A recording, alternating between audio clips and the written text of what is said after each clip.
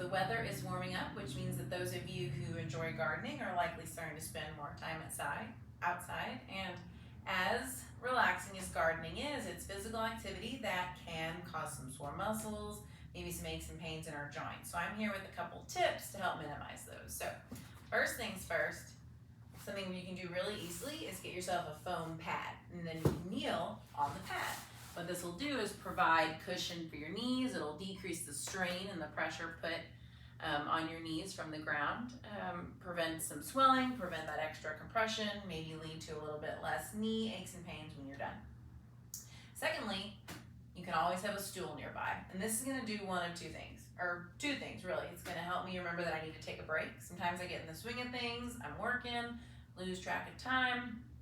Having the stool nearby reminds me that maybe I should sit down and take a little bit of a break. Second of all, though, having it nearby gives my hands something to push off of to help me stand up. If I'm constantly getting on and off the ground, my legs are going to get tired, I'm going to get really fatigued. Let me use the stool.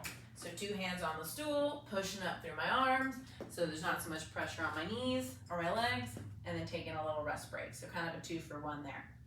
The very last tip I have for you is using a wagon or something with wheels like a push cart to help you when you have to carry something heavy. So things like bags of fertilizer or tools, if you bend down to pick them up over and over again, or you just use incorrect form, you risk maybe hurting your back or your hips or something like that. So using something with wheels to help you transport those items can also go a long ways towards minimizing pain and soreness. So in general, foam pad to protect your knees, stool to provide some relief and off-weight your legs, using something with wheels to transport heavy objects.